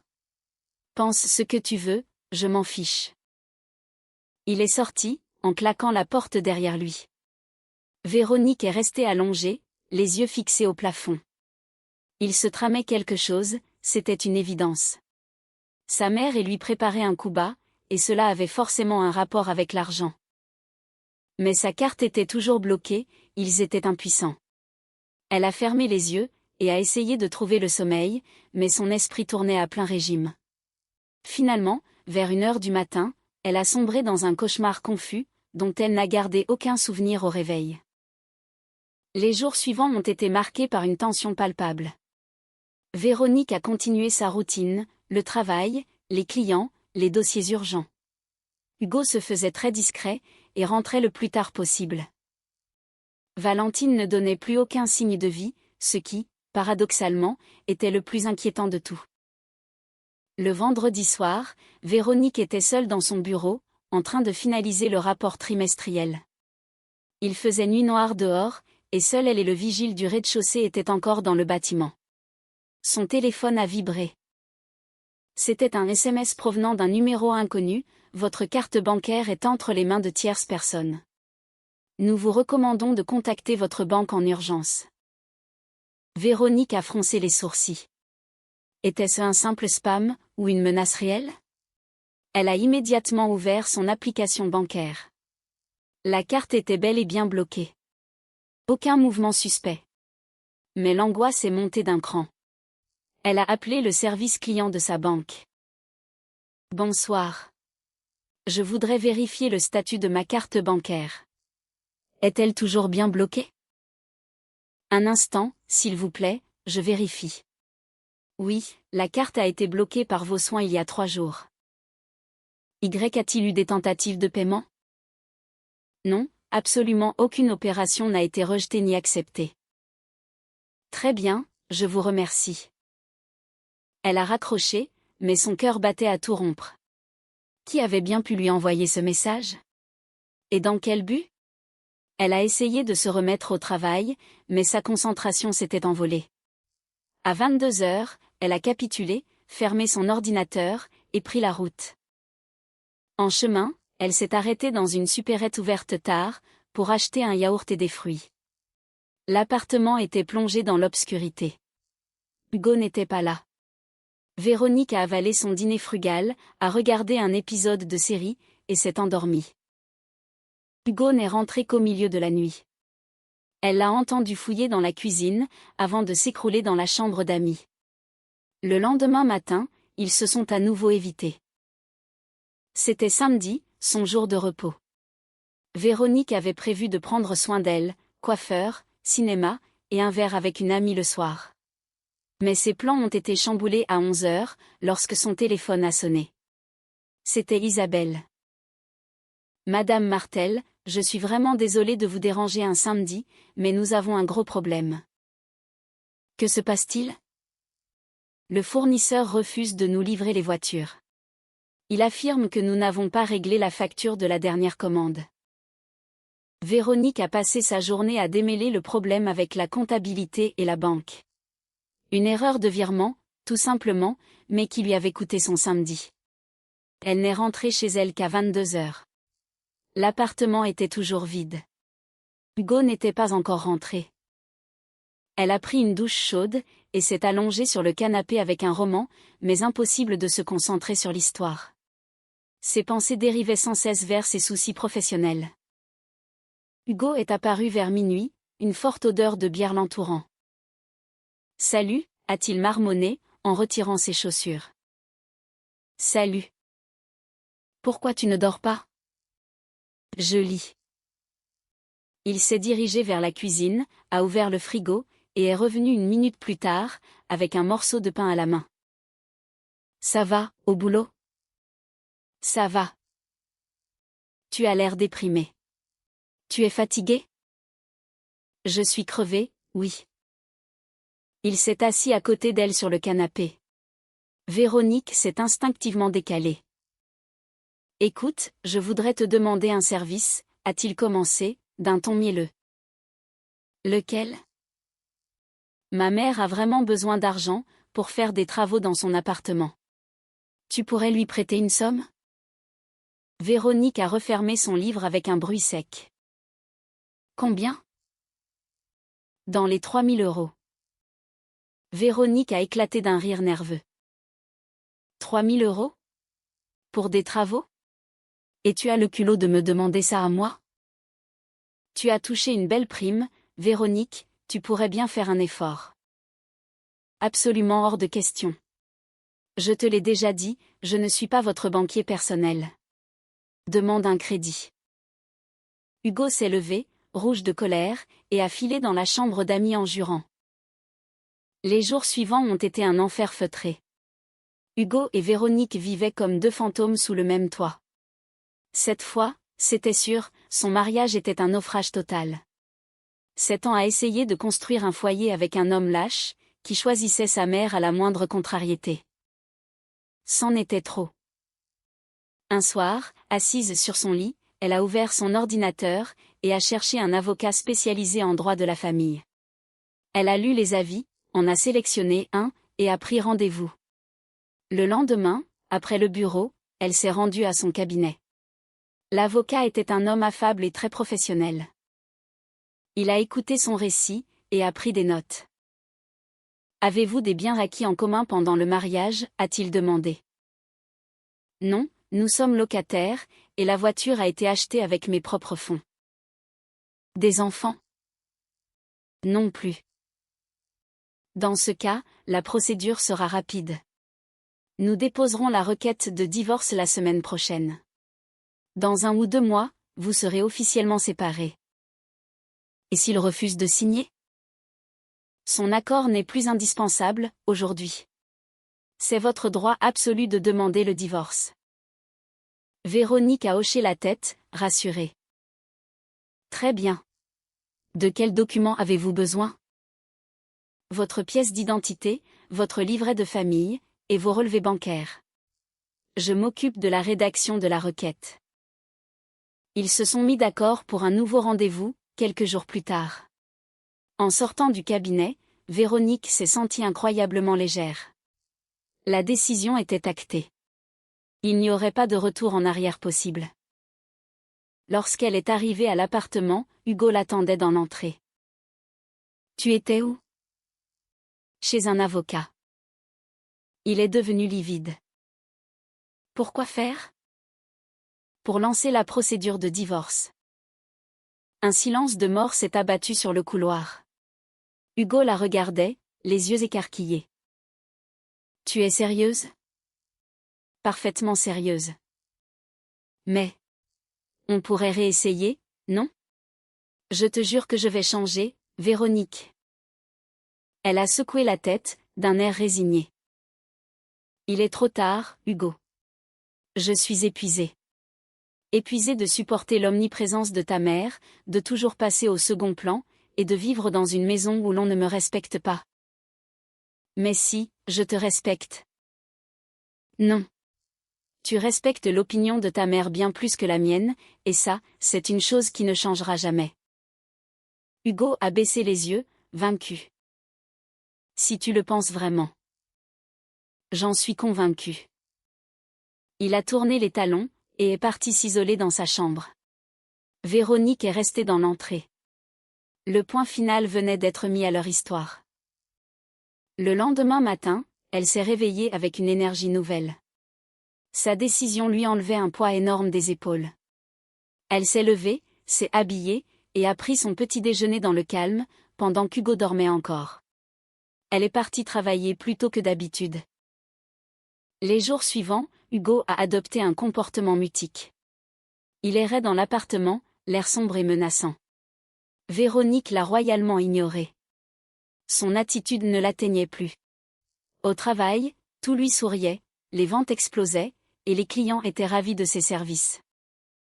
Sa vie reprenait des couleurs. Elle a rassemblé les pièces demandées par l'avocat, et lui a tout apporté 3 jours plus tard. Il avait déjà préparé la requête de divorce. Véronique l'a relue avec attention, a vérifié ses informations, et l'a signée d'une main ferme. Le dossier sera déposé au greffe d'ici la fin de la semaine, a affirmé l'avocat.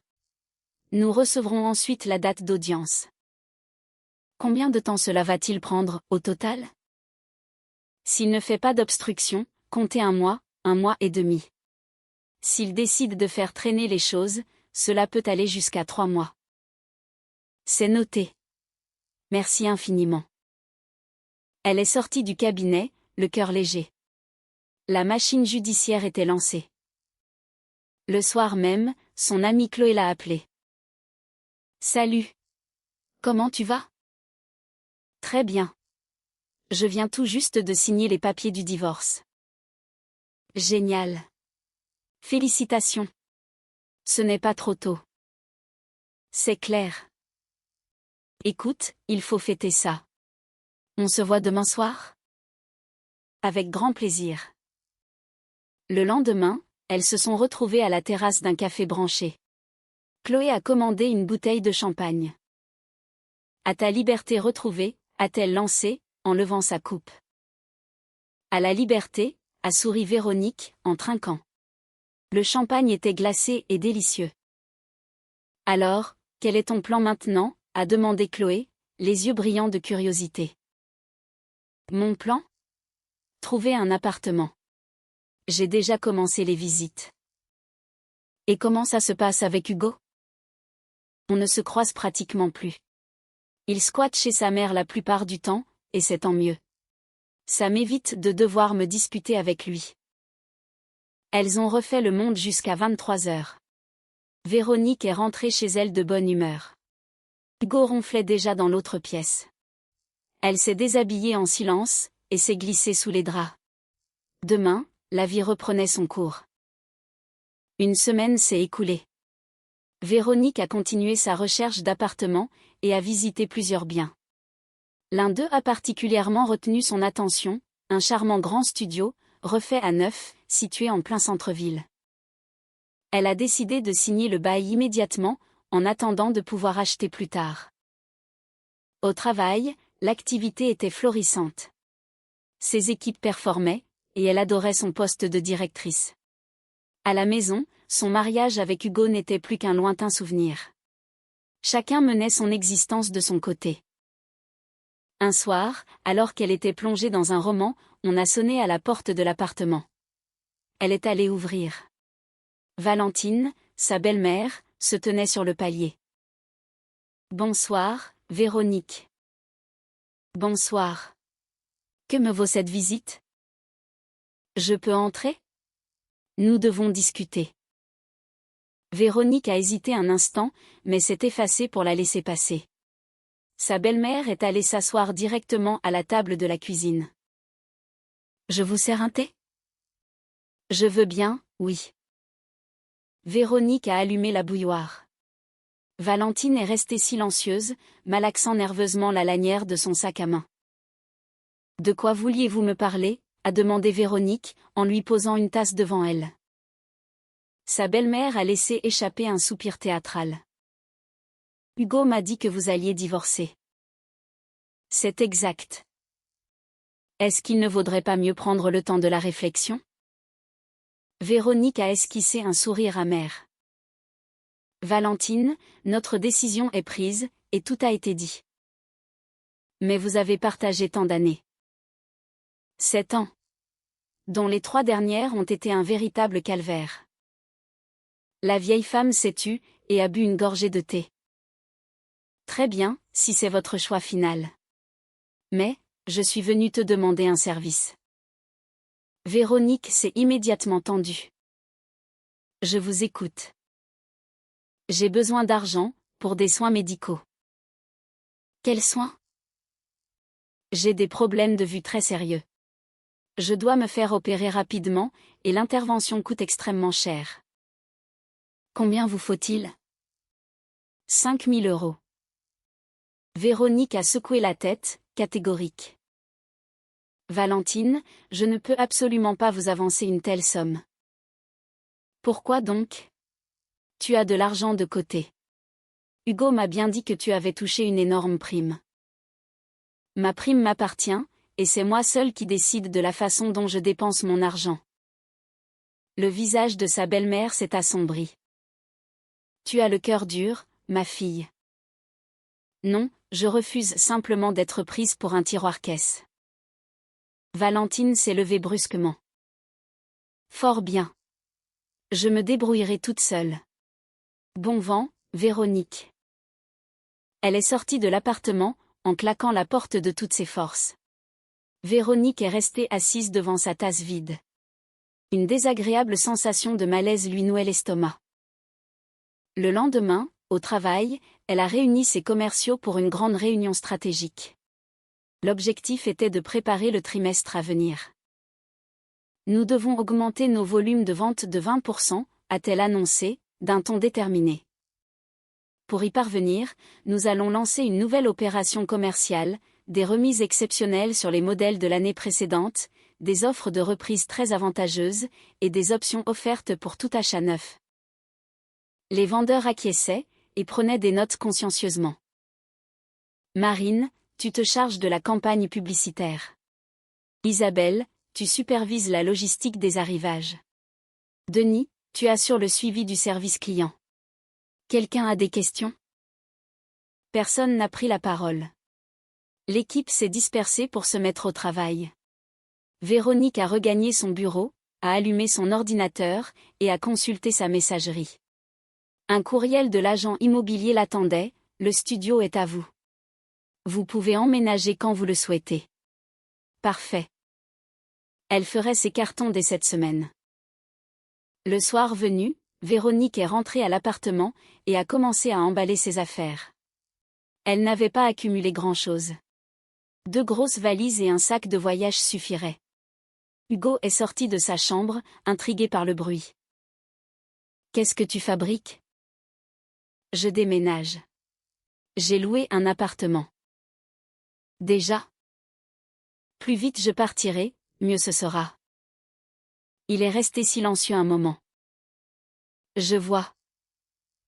Véronique a terminé de remplir ses sacs, a attrapé les poignées de ses valises, et s'est dirigée vers la porte d'entrée. Véronique, attends, a lancé Hugo, la voix brisée. Elle s'est retournée. Quoi encore? Je voulais te demander pardon pour tout ça. Véronique a hoché la tête, sans émotion. Adieu, Hugo. Adieu. Elle a franchi le seuil de la porte, sans jeter un dernier regard en arrière.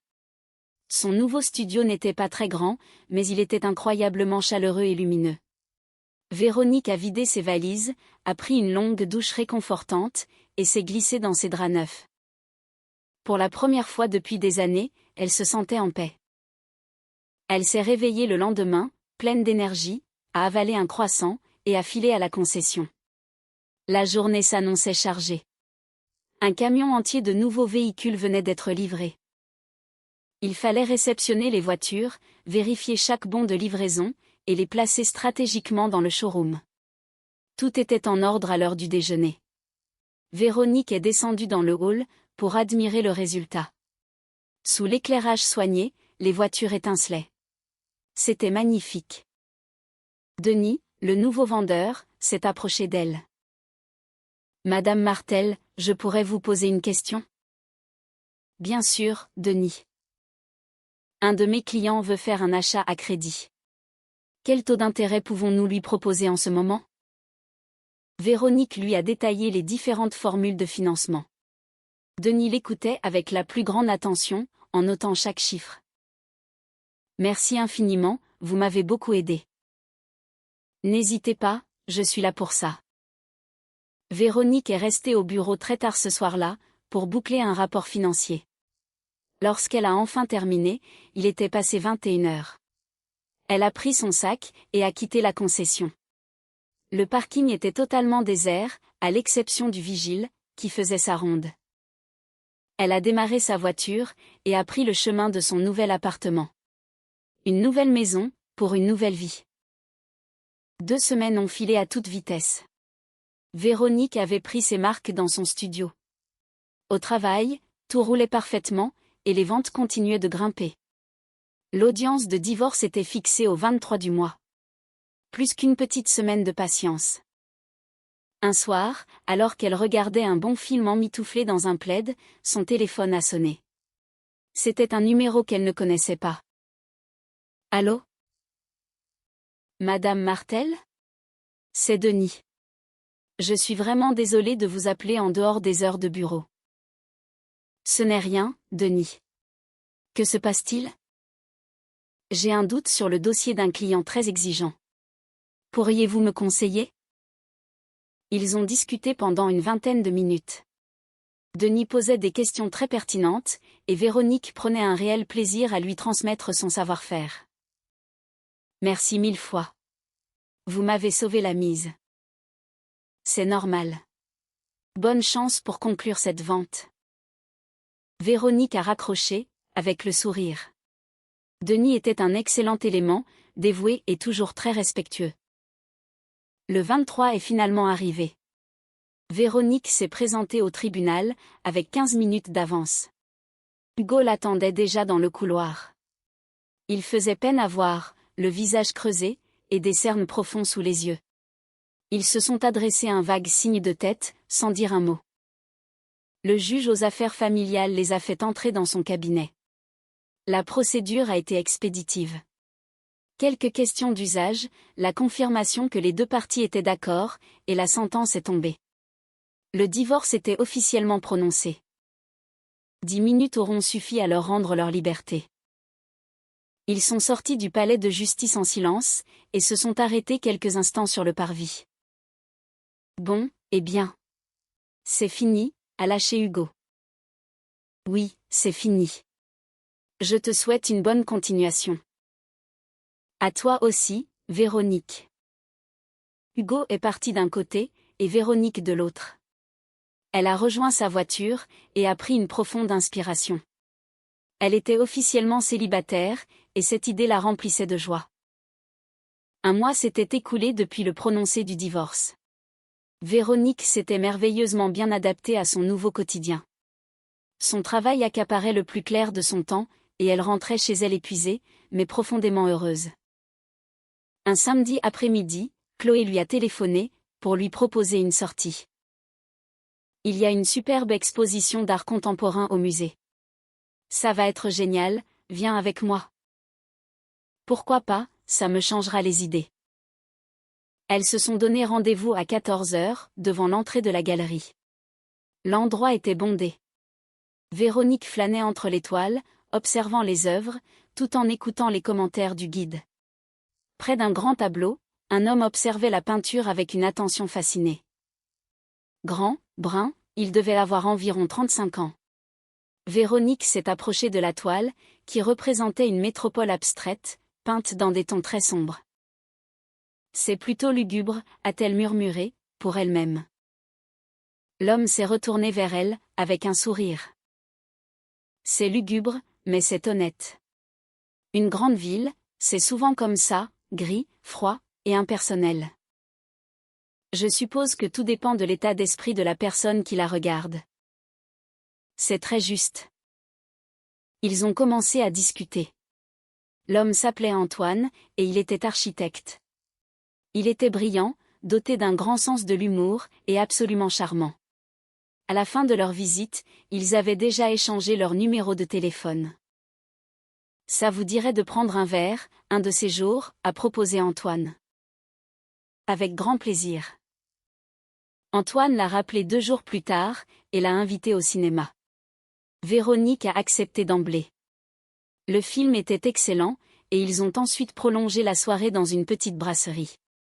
La conversation coulait de source. Antoine lui a parlé de ses projets d'architecture, et Véronique buvait ses paroles. Et toi, dans quel domaine travailles-tu, a-t-il demandé. Je travaille dans une grande concession automobile. Oh, c'est original. À quel poste? Véronique a hésité une seconde. Je m'occupe de la direction des ventes. Ce n'était pas un mensonge, même si elle gérait en réalité l'ensemble de la concession. Ça te plaît? Énormément. C'est passionnant. Ils ont discuté à bâton rompu, jusqu'à près de minuit. Antoine l'a raccompagné jusqu'à sa voiture. J'ai passé une soirée merveilleuse. On remet ça bientôt? Quand tu veux. Il s'est penché, et a déposé un baiser léger et tendre sur sa joue. Bonne nuit, Véronique. Bonne nuit, Antoine. Véronique a pris le volant, le cœur léger. Une douce chaleur l'envahissait. Cela faisait des années, qu'elle ne s'était pas sentie aussi vivante et séduisante. Au fil des semaines, ils ont multiplié les rendez-vous, pièces de théâtre, concert de jazz, longue promenade le dimanche après-midi. Leur relation prenait son temps, mais elle se construisait sur des bases solides. Antoine était l'exact opposé d'Hugo, il était attentionné, fiable, et d'une grande honnêteté. Il ne l'étouffait jamais de questions intrusives, et respectait son besoin d'indépendance. Véronique sentait qu'elle pouvait s'appuyer sur lui, en toute confiance. Un soir, lors d'un dîner aux chandelles, il a osé poser la question. « Véronique, est-ce que tu as déjà été mariée ?» Elle a hoché la tête avec franchise. « Oui, je l'ai été. Mon divorce a été prononcé il y a seulement 2 mois. » « Je comprends. Pardonne-moi si ma question était indiscrète. » « Ne t'excuse pas, ça fait partie de mon passé. Et le passé est derrière moi. » Ils sont restés silencieux un instant. « Et toi ?» a demandé Véronique à son tour. « J'ai été mariée, oui. J'ai divorcé il y a 3 ans. » « Tu as des enfants ?» ?»« Non, aucun. » « Et toi ?» ?»« Non plus. » La conversation a ensuite dévié sur des sujets plus légers, et la soirée s'est terminée dans la bonne humeur. 3 mois s'étaient écoulés depuis le divorce. Véronique s'était forgé un nouvel équilibre. Sa carrière était au sommet, et son histoire avec Antoine devenait de plus en plus sérieuse. Ils abordaient d'ailleurs régulièrement la question d'emménager ensemble. « Pourquoi tu continues à payer un loyer pour ton studio ?» lui répétait souvent Antoine. « Viens t'installer chez moi, j'ai un grand appartement, il y a largement la place pour 2. » Véronique hésitait toujours un peu. « C'est peut-être un peu tôt, Antoine. On ne se connaît que depuis 6 mois. » 6 mois, ce n'est pas rien, Véronique. Laisse-moi encore un peu de temps pour y réfléchir. Elle y songeait sérieusement. S'installer chez lui, c'était franchir un cap important, et peut-être même envisager un nouveau mariage à long terme. Était-elle vraiment prête à sauter le pas ? Un soir, alors qu'elle terminait un rapport sur son ordinateur portable, son téléphone a sonné. C'était Hugo. Véronique a été très surprise, car il n'avait eu aucun contact depuis le tribunal. « Allô, Véronique ? C'est moi. Désolée de te déranger. » « Que se passe-t-il, Hugo ? » « J'ai vraiment besoin de ton aide. » Véronique a senti un frisson glacé parcourir son échine. « De quelle aide parles-tu ? » ? « Ma mère doit se faire opérer d'urgence de la cataracte, et sa vue baisse à vue d'œil. J'ai fait le tour des banques, mais personne ne veut m'accorder de prêt. » Véronique est restée silencieuse. « Combien te faut-il ? » 5 000 €. « Hugo, tu sais très bien que je n'ai plus aucune obligation envers vous. » « Je sais pertinemment que je n'ai aucun droit de te demander ça, mais c'est ma mère. Elle est en train de perdre la vue. » Véronique a longuement réfléchi. 5 000 €, c'était une belle somme, mais elle pouvait largement se le permettre aujourd'hui. « D'accord, je vais te les prêter. Mais ce sera un vrai prêt, officiel, avec une reconnaissance de dette signée devant notaire. Et tu me rembourseras chaque mois, rubis sur l'ongle. » « Oui, bien sûr. Je te le promets. » « Merci, Véronique, merci infiniment.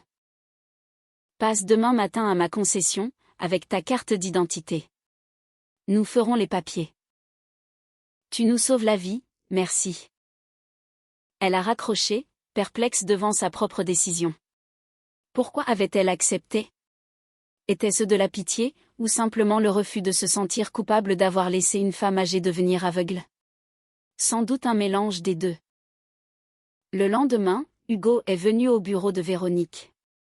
Ils ont rempli les documents officiels, et elle a procédé au virement. « Merci encore, Véronique, » a dit Hugo, l'air contrit.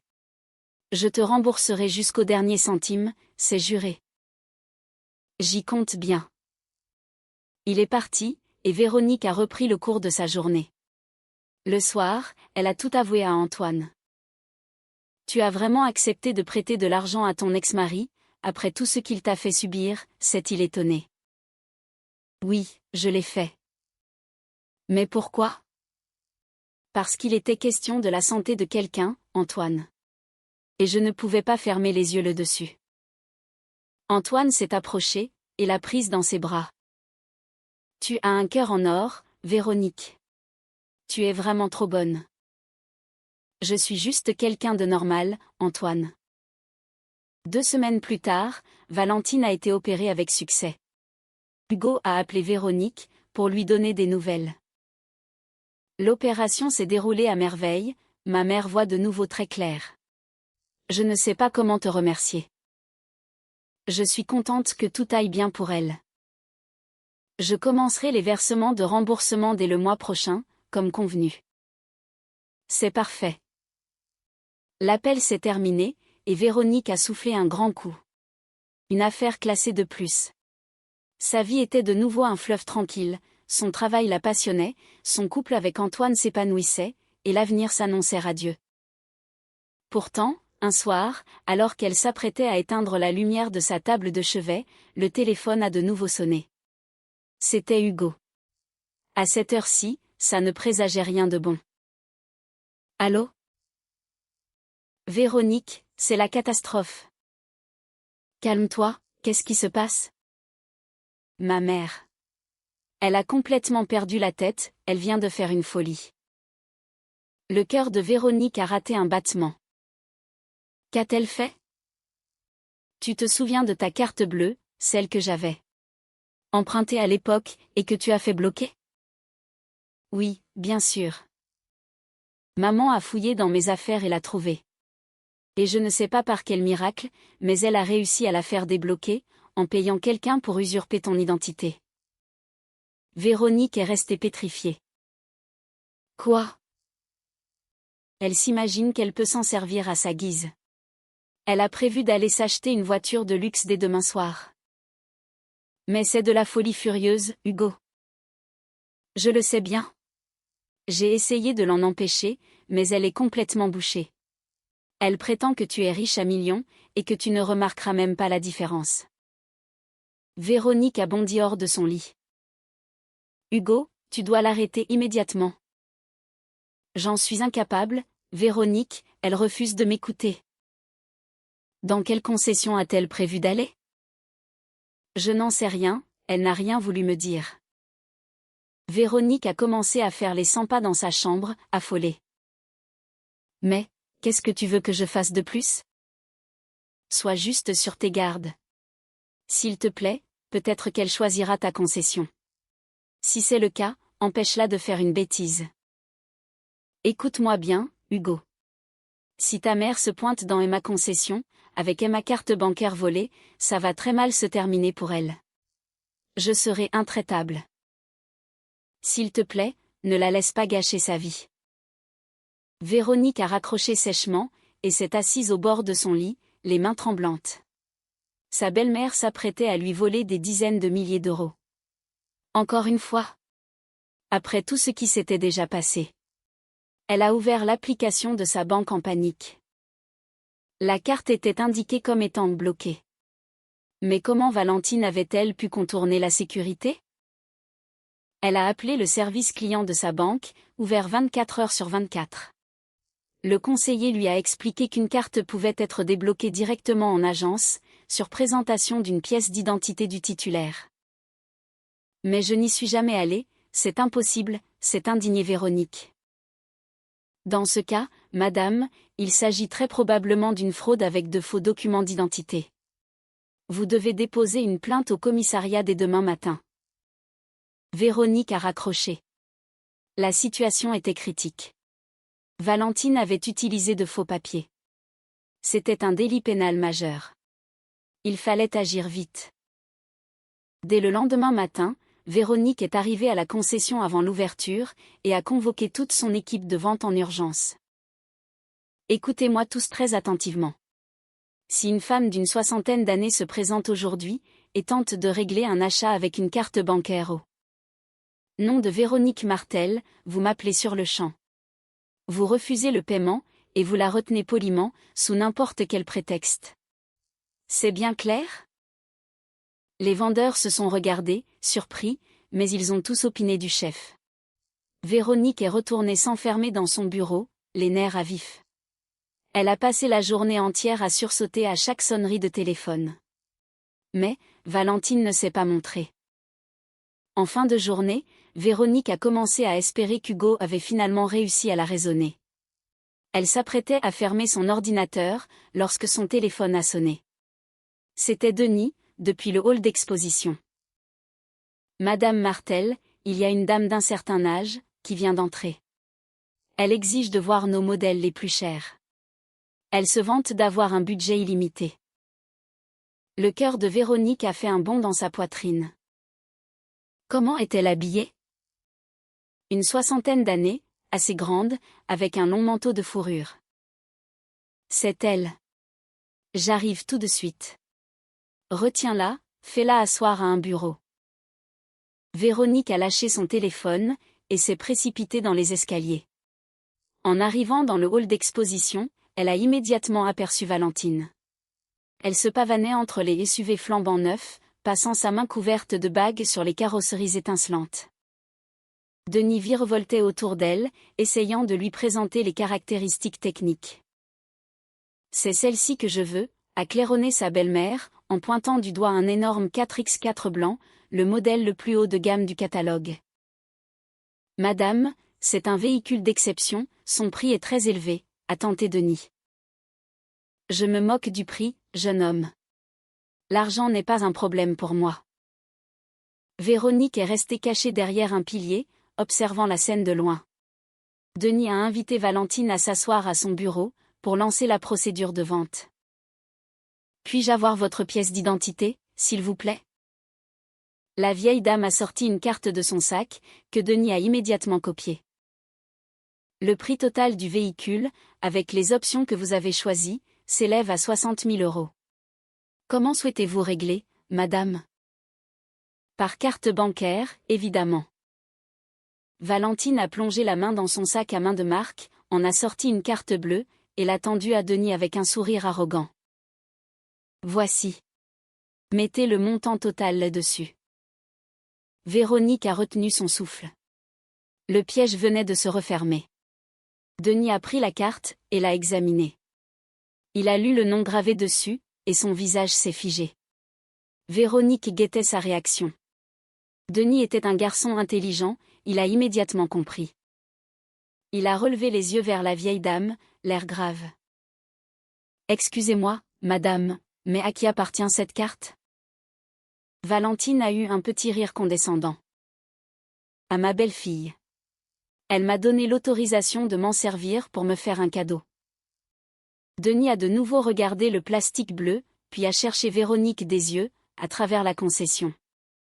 Il l'a repérée près du pilier, et l'intelligence a brillé dans son regard. Un petit instant, s'il vous plaît, je dois aller vérifier un détail informatique, a-t-il dit à Valentine. Il s'est levé précipitamment, et a rejoint Véronique en marchant vite. Que dois-je faire, madame Martel, a-t-il chuchoté, inquiet. Véronique a jeté un regard féroce à son ex-belle-mère, qui patientait sur sa chaise, l'air très satisfaite de son coup. Ne dis rien pour le moment, Denis. Dis-lui juste qu'il y a un contrôle de sécurité de la banque. Je m'occupe du reste. Denis est retourné à son bureau, le visage impassible. Véronique a sorti son téléphone, s'est isolée dans le couloir, et a composé le numéro d'Hugo. Il a répondu à la première sonnerie. Hugo, ta mère est assise dans ma concession en ce moment même, et elle essaie de s'acheter une voiture de luxe, avec ma carte bancaire. Mon Dieu. J'arrive le plus vite possible. Inutile de te déplacer. Je voulais juste te prévenir que j'appelle la police, à la seconde où elle tape le code. Je t'en supplie, Véronique, ne fais pas ça. Je vais lui parler au téléphone. Véronique a raccroché au nez de son ex-mari, et est retournée observer le hall. Valentine était toujours confortablement installée, pendant que Denis faisait semblant de pianoter sur son terminal de paiement, simulant un problème de réseau. Véronique s'est approchée silencieusement dans le dos de Valentine, hors de son champ de vision, tel un prédateur. Je suis désolée pour l'attente, madame, a dit Denis, d'un ton d'excuse. Notre système de paiement par carte est un peu lent aujourd'hui. Est-ce que ça va prendre encore longtemps, s'est agacée Valentine, en tapant des doigts sur le bureau. Encore 2 petites minutes. La vieille femme a soupiré, a sorti son téléphone de son sac, et a commencé à envoyer un message. Véronique, placée juste derrière elle, a pu lire le nom sur l'écran, Zoé, la sœur de Valentine. Elle était en train de se vanter de son achat mirobolant. 5 longues minutes se sont écoulées. La tension montait d'un cran à chaque seconde. Valentine devenait de plus en plus désagréable. Bon, ça vient, cette machine ? Vous ne savez pas vous en servir ou quoi ? Toutes mes excuses, la banque procède à une vérification de sécurité sur les gros montants. Soudain, la porte en verre de la concession s'est ouverte à la volée. Hugo a fait irruption dans le hall, les cheveux en bataille, le visage en sueur, complètement paniqué. « Maman, arrête tout de suite » a-t-il hurlé, en courant vers le bureau. Valentine s'est retournée, stupéfaite. « Hugo ? Mais qu'est-ce que tu fais là ? Je suis venue t'empêcher de commettre un crime. Tu n'as pas le droit d'utiliser cette carte bancaire. Et pourquoi je n'aurais pas le droit ? C'est toi qui me l'as donnée, tu m'as dit de me faire plaisir. Et c'est là qu'Hugo, à bout de nerfs, a crié la phrase qui avait tout déclenché, assez fort pour que tout le monde l'entende. Maman, voici ma carte, achète tout ce que tu veux, il y a 50 000 € dessus. Oui, c'est ce que je t'ai dit. Mais c'était pour frimer, je ne pensais pas que tu serais assez folle pour essayer de t'acheter une voiture avec. Valentine s'est levée d'un bond, outrée. Tu me l'as mise entre les mains, Hugo. Je l'avais volée à Véronique. C'est un vol, maman, un vol qualifié. Et toi, tu utilises de faux papiers pour t'en servir. C'est de l'escroquerie, tu vas finir en prison. Un silence de plomb s'est abattu sur la concession. Les vendeurs se sont arrêtés de parler, les clients ont tourné la tête, abasourdis par la scène. C'est à cet instant précis que Véronique est sortie de l'ombre de son pilier, et s'est avancée vers eux, le visage dur comme de la pierre. Valentine a croisé son regard, et son visage a perdu toutes ses couleurs. Véronique. Mais, qu'est-ce que tu fais ici, a-t-elle balbutié, la voix tremblante. Je travaille ici, Valentine. J'en suis la directrice, a répondu Véronique, d'une voix coupante comme une lame. La vieille femme, prise de panique, a attrapé son sac à main. Je crois que je vais y aller. C'est un terrible malentendu. Vous n'irez nulle part, a tranché Véronique. Denis, garde la carte bancaire sur le bureau, et appelle la sécurité du magasin, immédiatement. Denis a obéi sans discuter. Valentine a fait un pas de côté pour s'enfuir, mais Hugo l'a attrapée par le bras pour la retenir. Maman, ne bouge pas, tu vas aggraver ton cas. Lâche-moi, monstre. C'est de ta faute, tout ça. Les 2 vigiles de la concession, d'anciens militaires aux carrures imposantes, sont arrivés au pas de course. Un problème, Madame Martel, a demandé le chef d'équipe. Cette femme a tenté de régler un véhicule à 60 000 € avec une carte volée, et de fausses pièces d'identité, a expliqué Véronique d'un ton clinique. Les 2 hommes de la sécurité se sont placés de chaque côté de Valentine, lui bloquant toute issue. Veuillez nous suivre dans la salle d'attente, madame. Sans faire de bruit. Mais vous n'y pensez pas, je suis cardiaque. Le moindre stress peut me tuer, s'est mise à hurler la vieille dame. Ce sera au médecin de la police d'en juger, madame, a rétorqué le vigile. Véronique a sorti son propre téléphone, et a composé le 17. Véronique, je t'en conjure, n'appelle pas la police, a supplié Hugo, les larmes aux yeux, prêt à se mettre à genoux. C'est trop tard, Hugo. Les secondes chances, c'est terminé. Elle a fait son signalement aux forces de l'ordre. La police nationale est arrivée sur les lieux 15 minutes plus tard, sirène hurlante. Le reste de la soirée n'a été qu'un long enchaînement de dépositions au commissariat central. Valentine a été placée en garde à vue pour tentative d'escroquerie et usurpation d'identité. Hugo a également été interrogé pendant des heures, pour avoir volé la carte à l'origine. Lorsqu'elle a enfin pu quitter le commissariat, au milieu de la nuit, Véronique est retournée à la concession, s'est assise à son bureau, et a fondu en larmes. La pression retombait d'un coup, et ses mains ne cessaient de trembler. Son téléphone a sonné. C'était Antoine. « Véronique, comment tu vas ? La police m'a dit que tu étais passée au poste. Que s'est-il passé ? C'est une longue histoire. Je suis vidée, Antoine. Viens chez moi. J'ai préparé à manger, et le lit est chaud. Je t'attends. Merci. J'arrive tout de suite. » Elle a fermé le bureau, et est sortie dans la nuit noire et glaciale. Elle a roulé jusqu'à l'appartement d'Antoine, l'esprit embrouillé. Elle allait retrouver un homme qui ne la trahirait pas, qui ne lui volerait pas son argent, et qui l'aimait sincèrement. En arrivant, Antoine l'a accueillie dans ses bras, et l'a serrée très fort contre lui. « Raconte-moi tout, » a-t-il murmuré, en lui caressant les cheveux.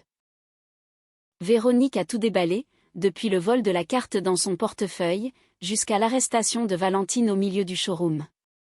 Antoine a écouté toute l'histoire sans l'interrompre une seule fois. « Et qu'est-ce qu'il va se passer pour elle, maintenant ?» a-t-il demandé, lorsqu'elle a eu terminé. « Il y aura un procès pénal. Valentine risque la prison ferme, car c'est un délit très grave, et l'usurpation d'identité est sévèrement punie. » « Et, tu ne regrettes pas de l'avoir fait arrêter ? » Véronique a longuement réfléchi, en regardant par la fenêtre.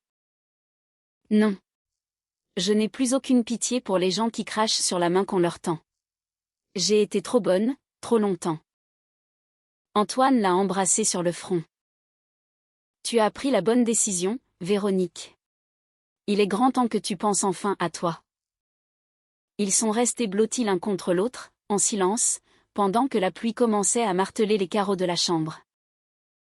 Les semaines qui ont suivi ont été rythmées par les suites de l'affaire judiciaire.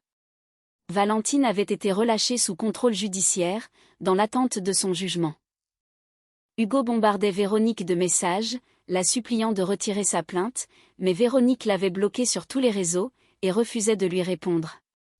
Le travail était son meilleur refuge, de nouveaux clients, des partenariats à signer, une concession à faire tourner. Sa vraie vie reprenait ses droits. Peu de temps après, Véronique a enfin pris sa décision, elle a résilié le bail de son studio, et a officiellement emménagé chez Antoine. La cohabitation s'est avérée être un véritable bonheur quotidien. Ils préparaient des petits plats ensemble, regardaient des films blottis sur le canapé, et discutaient de tout et de rien pendant des heures. Pour la toute première fois de sa vie, Véronique goûtait au bonheur absolu. Le procès de Valentine a eu lieu 2 mois plus tard. Véronique est arrivée au tribunal en avance, droite et digne. Valentine était assise sur le banc des accusés, flanquée de son avocat. Hugo se tenait en retrait, l'air d'un spectre. Lorsque Valentine a croisé le regard de Véronique, elle a immédiatement baissé les yeux vers le sol. Le procès a duré toute l'après-midi, les témoignages des policiers, de Denis, de Véronique, et les preuves accablantes de la falsification d'identité. En fin de journée, le juge a rendu son délibéré, d'une voix forte et sévère. « Madame Valentine Lefebvre, le tribunal vous déclare coupable de tentative d'escroquerie, de vol et d'usurpation d'identité. Vous êtes condamnée à 1 an de prison avec sursis, assorti d'une mise à l'épreuve de 2 ans. Vous êtes également condamné à payer une amende de 5 000 € au Trésor public, et vous avez l'obligation de suivre un suivi psychologique régulier. » Valentine s'est effondrée sur sa chaise, livide et en larmes. Hugo lui a pris la main, le visage ravagé. Véronique a quitté la salle d'audience, sans un regard de triomphe, juste avec le soulagement du devoir accompli. Sur les marches du palais de justice, Hugo l'a rattrapée. « Véronique, s'il te plaît, attends une seconde. » Elle s'est retournée, le visage neutre. « Qu'est-ce que tu veux, Hugo ? » « Je voulais juste te dire que je te demande pardon pour tout. Pour ma lâcheté, pour l'attitude de ma mère. Nous avions tous les 2 tort sur toute la ligne. » Véronique a incliné la tête. « J'accepte tes excuses. Et je suis vraiment content que tu aies trouvé quelqu'un de bien. Antoine est un homme de valeur? C'est un homme merveilleux, oui. Alors, je suis sincèrement heureux pour toi, Véronique. Vraiment. Ils sont restés face à face quelques secondes, dans le silence de la rue. Adieu, Hugo. Bonne chance. Adieu, Véronique. Elle a tourné les talons, et a marché vers sa voiture, d'un pas léger et sans jamais se retourner. La vie de Véronique est alors entrée dans une phase de douceur et d'équilibre. Sa carrière était florissante, et la concession automobile battait des records de vente sous sa direction. Son couple avec Antoine se consolidait chaque jour un peu plus. Un soir d'été, alors qu'ils contemplaient le coucher du soleil depuis leur balcon, Antoine lui a posé une question, d'une voix douce. « À quoi tu penses, là, tout de suite ? » « À l'avenir. »« Et, qu'est-ce que tu y vois, dans cet avenir ?» Véronique lui a souri, le regard pétillant. « Je nous y vois tous les deux. Ensemble. » Antoine s'est penché, et l'a embrassé tendrement. « C'est exactement ce que j'y vois, moi aussi. » 6 mois plus tard, Antoine mettait un genou à terre, et lui demandait sa main. Véronique a dit « oui », les larmes aux yeux. Le mariage a été célébré l'été suivant. Une cérémonie intime, simple et élégante, uniquement avec leurs vrais amis et leurs proches. Chloé, qui était son témoin, n'a pas arrêté de pleurer de joie. « Tu as enfin trouvé l'homme de ta vie, Véronique, tu le mérites tellement. » Enfin, oui, a confirmé Véronique, en serrant son amie dans ses bras. Le soir de la noce, ils ont dansé sous un ciel étoilé, entouré d'amour et de bienveillance. C'était une nuit parfaite. Et, les années qui ont suivi n'ont fait que confirmer ce bonheur. Véronique et Antoine ont fait construire une magnifique maison en périphérie de la ville, avec un immense jardin fleuri. Professionnellement, l'ascension de Véronique était fulgurante, elle a inauguré une 4e concession automobile, puis une 5e. Un matin de printemps, Véronique s'est réveillée avec de fortes nausées.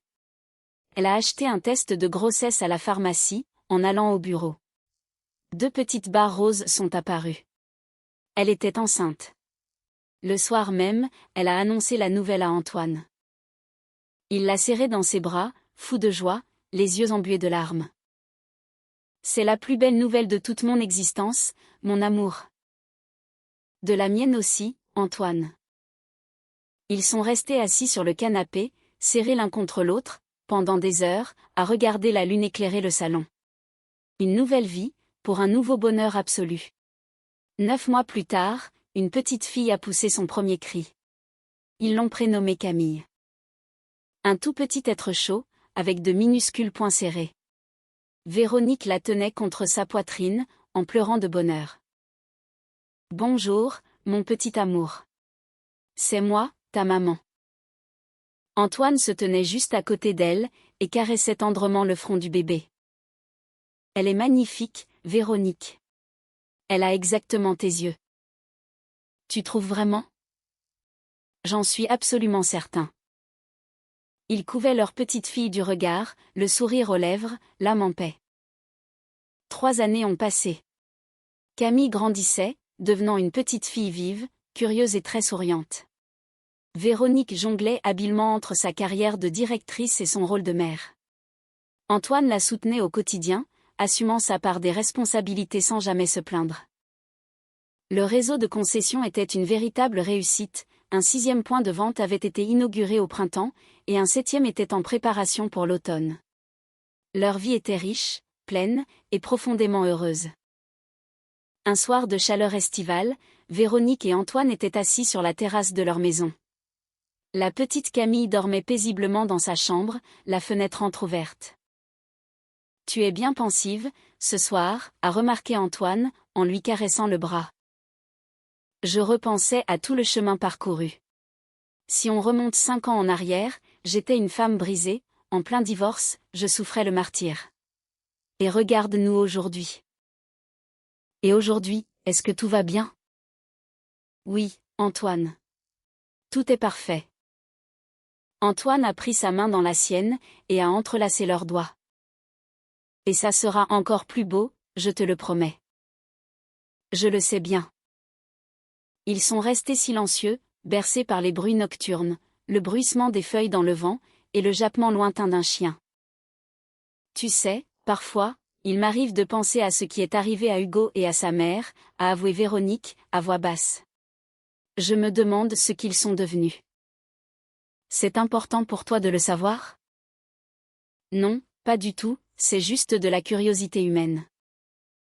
Antoine a haussé les épaules, avec un sourire serein. Le passé appartient au passé, Véronique. Il n'y a aucune raison d'aller remuer tout ça. Tu as totalement raison, mon amour. Ils ont échangé un long baiser. La lumière argentée de la lune baignait le jardin d'une clarté douce. Tout était à sa place, tout était parfaitement juste. Sa vie était une vraie réussite. Pourtant, 1 an après la naissance de Camille, Véronique a eu une dernière surprise. Elle a reçu une lettre manuscrite dans sa boîte aux lettres. Une lettre classique, dans une enveloppe affranchie. Elle l'a ouverte. À l'intérieur, se trouvait un court message, rédigé par Hugo. Véronique, je t'écris aujourd'hui, car je tenais à te remercier de ne pas nous avoir détruits jusqu'au bout, lors du procès, et de nous avoir laissé une chance de réparer nos erreurs. Ma mère a suivi sa thérapie jusqu'à la fin. Elle a profondément changé. Elle est suivie par un psychologue, et elle apprend enfin à vivre autrement, sans s'immiscer dans la vie des autres. Moi aussi, j'ai changé de vie. J'ai pris mon indépendance, j'ai loué mon propre appartement, et je vis loin de ma mère. J'ai décroché un nouvel emploi. Avec plus de responsabilités. Et surtout, j'ai rencontré une jeune femme, une fille bien. Je ne te demande pas de me pardonner. Je sais que je ne le mérite pas. Mais je tenais simplement à ce que tu le saches, pour que la boucle soit bouclée. Nous te sommes reconnaissants de ta clémence. Je te souhaite d'être heureuse. Signé, Hugo. Véronique a replié soigneusement la lettre, et l'a rangée au fond d'un tiroir de son bureau. Les fantômes du passé l'avaient définitivement libérée. Désormais, il n'y avait plus que l'avenir devant elle, un avenir radieux et rempli de joie, et elle était fin prête à l'embrasser pleinement.